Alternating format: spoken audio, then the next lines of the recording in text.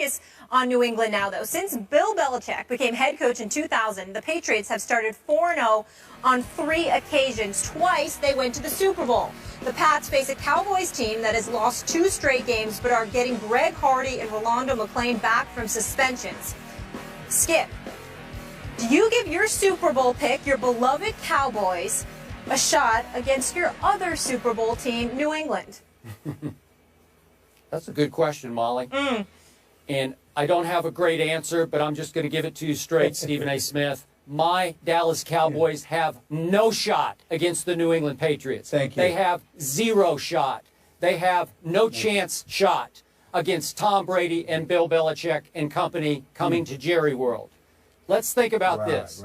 Bill Belichick with 2 weeks to prepare against my Dallas Cowboys coming off a bye week. Tom Brady, who's on a mission to deflate every opponent on his schedule, if not annihilate every opponent. Next up, my Dallas Cowboys. Tom Brady, who could be a little miffed at, if not angered by, and certainly inspired by the comments that Greg Hardy gratuitously made about Giselle, his wife. Really? My Dallas Cowboys, who never seemed to play very well at Jerry World, who last seen at home were getting blown off the field in the second half by the Atlanta Falcons, those Dallas Cowboys? Stephen A., I'm sorry. If we're talking about, I have Tony Romo, I have Des Bryant, I have Skandrick, I have Lance Dunbar, I have a healthy Sean Lee. If you tell me that, we could have a different conversation. But Greg Hardy's return, Rolando McClain's return, will not make that much difference against the best quarterback in all of pro football and the most explosive offense in all of pro football. Now, the only hope I do have is that New England has been giving up an NFL worst 4.9 yards per rush by the opponent. But the last couple of games, I got to tell you, my offensive line has not been winning the line of scrimmage. They're supposed to be the quote-unquote best offensive line. I challenge you, offensive linemen, show me. Don't tell me. Show me this Sunday against a New England defense that's a little vulnerable that way. Show me Joseph Randle. Show me Darren McFadden. Show me Kristen Michael. I don't know. Somebody show me, because I'm not buying it. I don't think that will be a big factor in this game. The New England Patriots are averaging 40 points a game, and I think they're going to get 40. I'll give Brandon Weeden, who's played a little better than I thought he could, I'm going to give him 20. But Stephen A., would I love to see my Cowboys win this game? Sure I would. Did I pick them to beat Atlanta and then win at New Orleans to try to bank 2 more wins to get to 4-0 and then just try to ride out the storm before Romo and Dez come back? I picked them, and they came up short both times. Fought hard, at least for a half against Atlanta, and took it to overtime at New Orleans, but it wasn't enough. So now, I'm sorry, I see New England 40, Dallas 20. Well, you know, let me say this, Skip Bayless. I'm so proud of you. I mean, I'm touched. I'm touched that, you know, you just came to your senses at least with one topic for this show. I mean, the fact that you pull this off once a month is a miracle. So I guess this was your month. I mean, you actually sound sane and reasonable.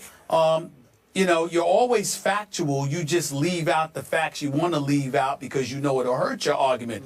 You look high and low, you know, I mean, all over the place for a reason to make a case for your Cowboys.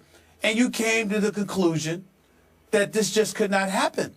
And so I'm very, very proud of you that you recognize that for the 3rd consecutive week, the Dallas Cowboys are going to go home losers. Because that's exactly what's going to happen. It's just a matter of how quickly the annihilation is going to kick in. I mean, do you realize that some dude named Deion Lewis is the 2nd leading receiver on the New England Patriots?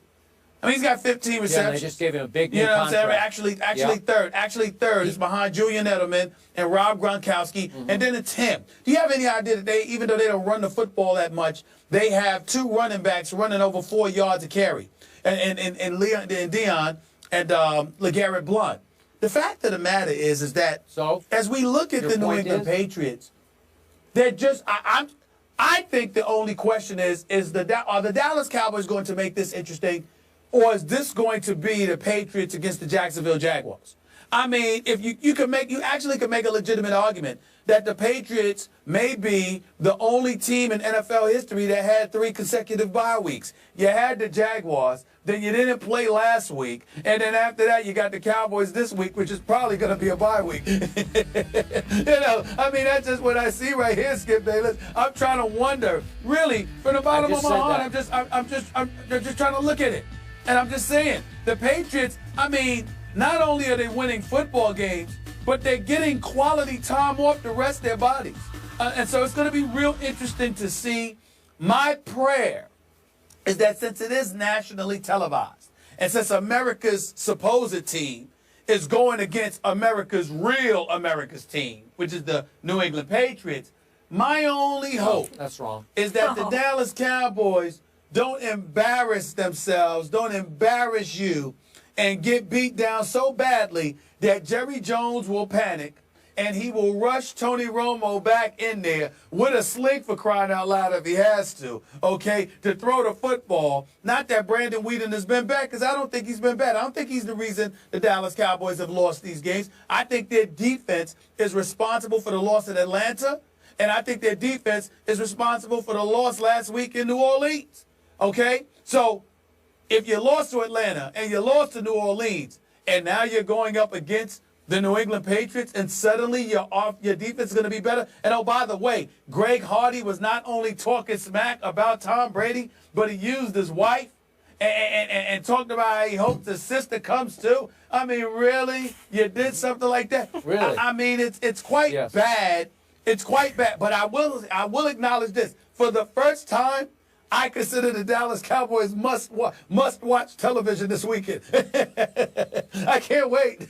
I just can't wait. It's going to be a beautiful, beautiful thing, Skip Bayless. I'm going to have a ball. I'm going to have my popcorn ready. I'm going to have my popcorn ready, Skip. Yeah. Let me jump in here to interrupt your act that you're putting on, your shtick. The truth is, you watch every minute of every Cowboy game. You're fascinated by them. You're actually a closet Cowboy fan, but that's okay. We won't out you on this show. And here's the bottom line. And I appreciate you repeating my case back to me, but here's the bottom line. I want to impress this upon you. Be very clear with this. I am not giving up on my Cowboys' long-term chances this football season. Romo will come back. The shoulder will be out of the sling. He's supposed to be even ahead of schedule. Des Bryant will come back. They will start getting healthier and hotter, and they will get on a late roll. And you better be careful. If they even eke into the backside of the playoffs, get that last available berth, you are in trouble, because you will fear what my team turns into once it gets healthy and hot. Hey, remember what I said? All you want. I will have the last laugh. You mentioned all of these names. You mentioned all of these names, right? Are you sure they're going to last, Skip Bayless? Are you sure they're going to be there for you in the end? Greg Hardy, Rolando McClain, Randy Gregory, okay? You know what I'm saying? Sean Lee, he'll eventually be back. Tony Romo, he'll be back. You sure they're going to be there for you, Skip Bayless? Are you sure? They'll be there for me. I trust them. I believe in them. Sure. Why do you have to stress them out on a Friday, Stephen A? Keep the faith. Keep the I'm not stressed. I'm fine. It's just a mere bag of shells. All right, so we both have New England winning. Up next, we're going to get into the team that they faced in the Super Bowl, the Seahawks. For the last few years, Jimmy Graham has been the league's best receiving tight end, but his blocking, on the other hand, has some concerns. We'll get into that coming up.